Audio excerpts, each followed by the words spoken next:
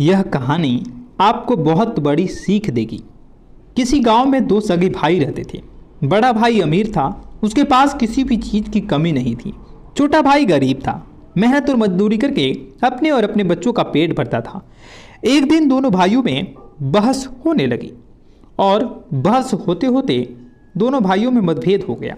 बड़े भाई ने कहा, भले का भला नहीं होता, आज के दुनिया में भले की भीख भी नहीं मिलती, इनमें दूसरा का चाहा क्यों न हो, अपने भले की बात पहले सोचनी चाहिए।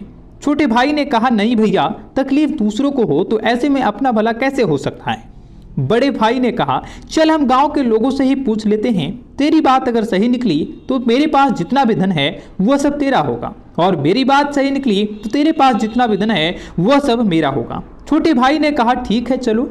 दोनों भाई गांव में पहुंचे। गांव के सभी लोग यही कहने में लगे कि आज कल भलाई का जमाना नहीं रहा, भलाई करने वाला तो भूखा मरता है और जो लोग बुराई की राह पर चलते हैं वो खूब सुखी रहते हैं। अब छोटे भाई के पास जमीन का जो टुकड़ा था वह भी शर्त में हार गया। अब वह कुछ चावल के दानों के लिए तरसता रहा। उसके बीवी बच्चे भूख से मरने लगे, उसे कोई उधार भी नहीं देता था। वह अपने बड़े भाई के पास गया चावल उधार लेने के लिए। जरा गौर से सुनिएगा। सोचा कि बड़ा भाई है, मना नहीं करेगा। उसने बड़े भाई से कहा, भैया 10 किलो चावल दे दो, घर में अन्न का एक दाना भी नहीं है, बच्चे भूख से मर जा रहे हैं। बड़े भाई ने कहा, पैसे तो दे दूंगे और जितने चाहो उतने चावल ले जाओ। छोटे भाई ने कहा, भैया पैसे नहीं हैं। इस पर बड़े भाई ने कहा, फिर अपनी आंखें दे दो।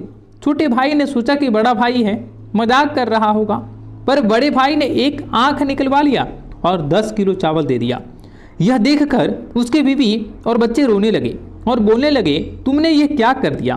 थोड़े दिन तो आराम से गुजर गए, कुछ दिन बाद अनाज फिर से खत्म हो गया। छोटा भाई फिर से अपने बड़े भाई के पास गया और उसे अपने भूखे बच्चे और बीवी की हालत देखी नहीं जा रही थी। बड़े भाई ने कहा, दूसरी आंख भी दे दो और चावल ले जाओ। छोटे भाई ने दूसरी आंख भी दे दी और चावल ले गया। जब वह घर आया तो उसके बीवी बच्चे उसको देखकर रोने लगे और कहा, तुमने फिर से ये क्या कर दिया, अब हमारा क्या होगा। छोटे भाई ने कहा, अब मैं अंधा हो गया हूँ, लोग मुझे भीख दे देंगे, मुझे बस सड़क के किनारे बैठा दो।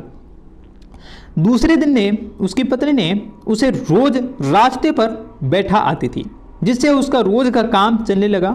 एक दिन उसे बैठे बैठे बहुत देर हो गई, उसकी पत्नी उसे लेने के लिए नहीं आई। उसने बहुत देर तक अपनी पत्नी का इंतजार किया। बहुत रात हो गई थी, इसलिए वह खुद अपने घर की तरफ चलने लगा, पर न दिखने के कारण वह रास्ता भटक गया। उसने सोचा, यही रात बिता लेता हूँ, कहीं आगे चलकर रास्ता न भटक जाऊं। फिर वह एक पेड़ के नीचे बैठ गया। उसी वक्त पेड़ से कुछ अजीब आवाजें आने लगी। कुछ समय के बाद एक तूफान सा आया। असल में वह 4 भूत थे। चारों भूतों ने उनको एक सरदार था। भूत बहुत खुराफाती थे, सभी 1 महीने भर लोगों को सताते थे और महीने के अंत दिनों तक सभी पेड़ पर आकर सरदार के साथ चर्चा करते थे। तो आज महीने का अंतिम दिन था और चारों भूत उसी पेड़ पर जमा हुए थे। भूतों ने सरदार से पूछा, एक एक करके बताओ कि तुम लोगों ने क्या क्या किया है। पहला भूत बोला कि एक गांव में 2 भाई थे, भले और बुरे का तर्क हुआ। दोनों ने शर्त रखा, छोटा भाई हार गया, मैंने उसे अंधा बना दिया। सरदार बोला, बहुत खूब, अब अंधा ही बना रहेगा, वह क्या जाने इस पेड़ की तली की ओस लगाने से उसकी आंख ठीक हो सकती है।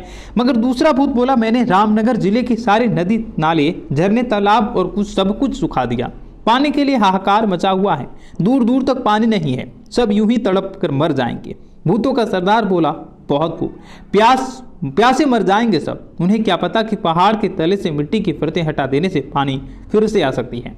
तीसरा भूत बोला, सरदार, राजा की बेटी की शादी होने वाली है, राज्य में खुशियां मनाई जा रही हैं, लेकिन मैंने राजकुमारी को गूंगा बना दिया जिससे कि उसकी शादी नहीं हो पाएगी। सरदार ने कहा, वाह वाह, बहुत खूब, अब वह गूंगी ही रहेगी, किसी को क्या पता कि इस पेड़ की झूमती जटा को पीस कर पी ले जाने देने से वह बोलने लगे। फिर सरदार ने कहा, ठीक है, अब जाओ तुम सब, 1 महीने बाद फिर इसी जगह मिलेंगे। फिर से एक तूफान सा आया और चारों भूत वहां से गायब हो गए। तब तक सवेरा हो गया। पेड़ के नीचे आराम करता वह अंधा चारों भूतों की बातों को सुन लेता। अंधे भाई ने पहले वही ओस की बूंदें आंखों पर लगाई, उसकी आंखें लौट आई। उसने जल्दी से पेड़ की जट्टा ली और घर लौटा। उसकी आंखें वापस आ जाने से उसकी बीवी बच्चे खुश हो गए। उसने सारा किस्सा अपनी पत्नी को समझाया और घर से निकल गया। घर से निकलकर वह सीधे रामनगर पहुंचा। वहां की हालत देखकर उसे रोना आ गया। वहां की जमीन घुसकर फट चुकी थी, कहीं पर भी एक भी बूंद पानी का नहीं था। उसने पहाड़ के नीचे से मिट्टी की परतें निकाली तो तभी कुएं, तालाब और झील में पानी आ गया। वहां के राजा ने भी इस समस्या का समाधान करने के लिए बहुत सा धन दे दिया। फिर राजा के महल में जाकर पहुंचा। वहां जा पहुंचकर राजा से कहने लगा कि महाराज, मैंने सुना है कि आपकी राजकुमारी गूंगी हो गई है, मैं उसे ठीक कर सकता हूं। छोटे भाई ने तुरंत पेड़ की जट्टा को पीसकर राजकुमारी को पिला दिया और राजकुमारी बोलने लगी। राजा बहुत ही खुश हुआ और राजा ने सोने के सिक्कों से उसकी झोली भर दी। रहने के बाद राजमहल में अपने परिवार के साथ यहाँ आकर रहने लगा। छोटा भाई इधर बहुत सा धन लेकर अपने घर लौट आया। उसके परिवार में खुशियां आ गई। बड़े भाई ने देखा छोटे भाई की आंखें वापस आ गई हैं और उसके पास इतना धन भी आ गया है। बड़े भाई को अब छोटे भाई से जलन होने लगी। उसने छोटे भाई से माफी मांगी और उसके दौलत का राज जानना चाहा। छोटे भाई को दया आ गई और उसने अपनी सारी राज बड़े भाई को बता दिया। बड़ा भाई भी उसी जंगल के पेड़ के पास गया। अचानक फिर से वह तूफान आया। भूतों की आवाज आने लगी। भूत कहने लगे, जो किया कराया था सब पानी फिर गया, जरूर किसी ने हमारी बातें सुन ली होगी। भूतों ने अचानक बड़े भाई को पेड़ के नीचे बैठा हुआ देखा। भूतों ने झट से बड़े भाई का गला काट दिया और बड़ा भाई वहीं रह गया। दोस्तों, इस प्रेरणादायक कहानी से हमें बहुत बड़ी सीख मिलती है कि भला करने वालों के लिए साथ कभी बुरा नहीं होता और बुरा करने वालों के साथ हमेशा ही बुरा होता है। दोस्तों, आशा करते हैं यह प्रेरणादायक कहानी एक अंधे भिखारी की आपको पसंद आई होगी। मिलते हैं और किसी नई इंस्पायरिंग वीडियो में, तब तक के लिए जय श्री कृष्ण। इस वीडियो को दोस्तों के साथ शेयर जरूर करें।